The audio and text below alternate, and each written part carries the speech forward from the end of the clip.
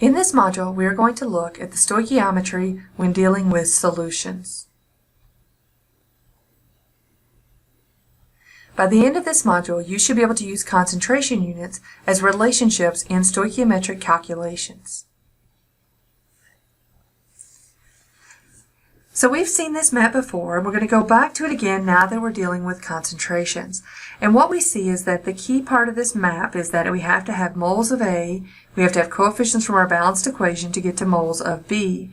That doesn't change when we're dealing with solutions. The only thing that changes is how we get to moles. Instead of starting with, say, the mass of a substance or the number of molecules, now we're going to start with liters, and we're going to use molarity in order to get to moles of A. Now we can also substitute other units of concentration with other information about that solution to get to moles as well. It just depends on what we have available to us. And since molarity is the most commonly used concentration unit, we're going to refer to that with examples of molarity. When I get to the other side, or my unknown side, I see that I can also go back to the concentration or go back to a volume.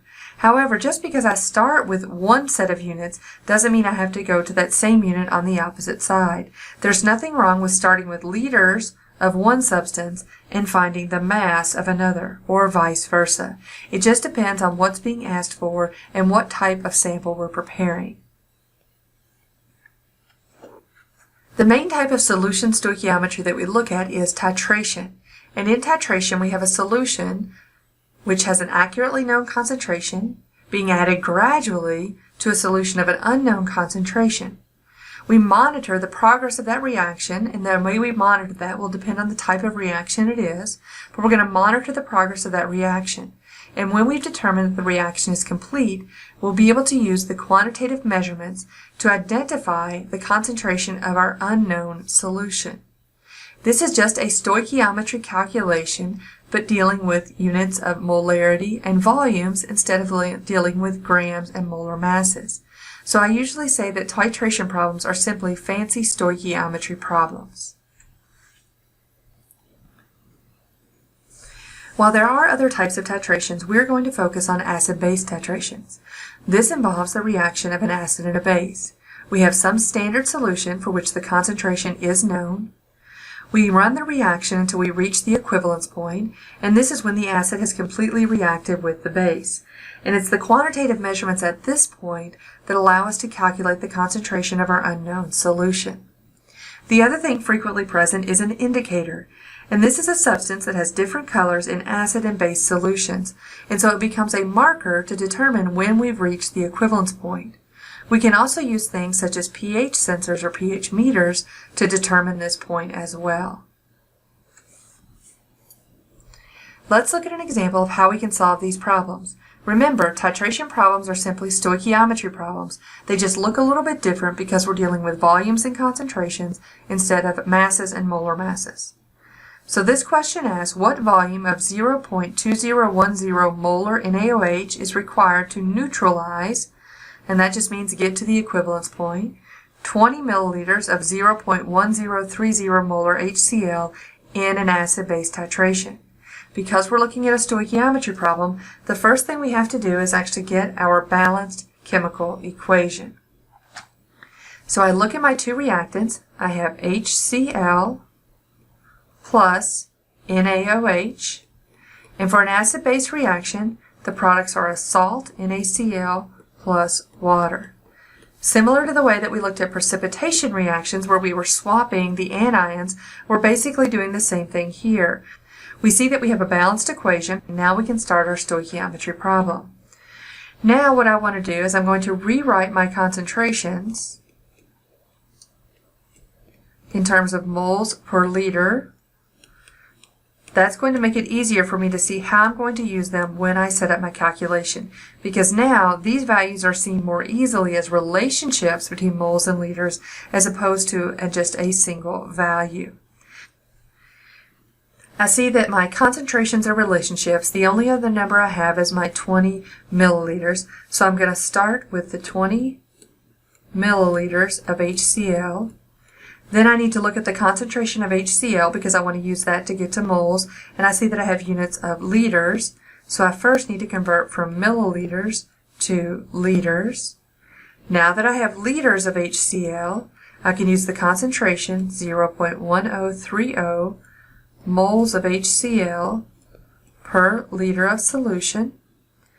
Now I can use my mole-to-mole ratio just as I did in every other stoichiometry problem. So I have 1 mole of HCl to 1 mole of NaOH.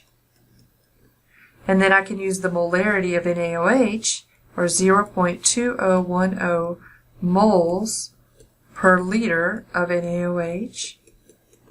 And if I want to get this back to milliliters, since the value was started out in milliliters, I can do that as well. So 1 liter and 1,000 milliliters are equal.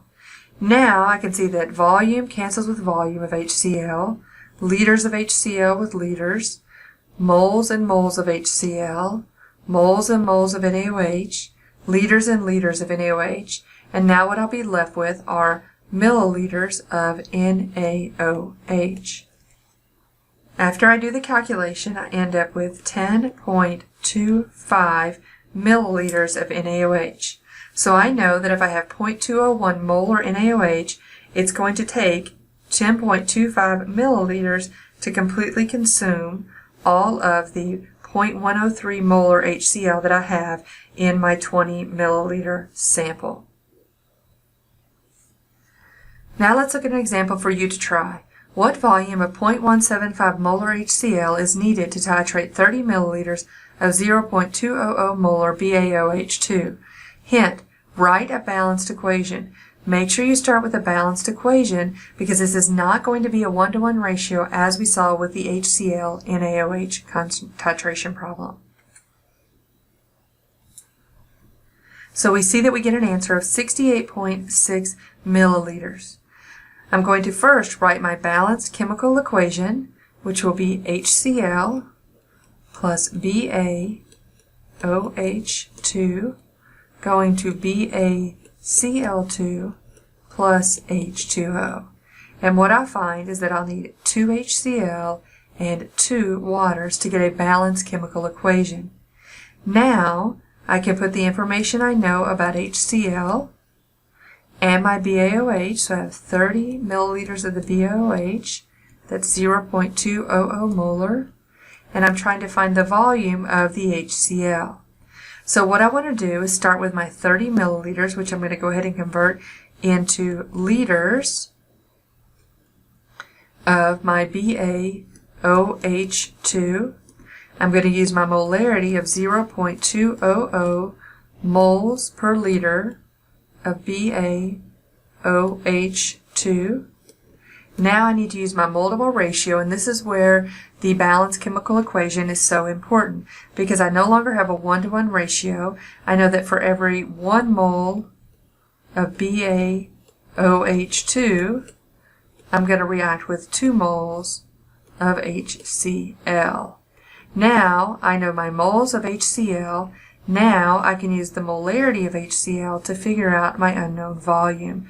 And so I have 0.175 moles per liter of HCl. My units, liters, cancel, moles of BaOH2 cancel, moles of HCl cancel, and my answer will be left in liters of HCl. So I get 0.0686 liters of my HCl solution, which is equal to 68.6 milliliters of HCl.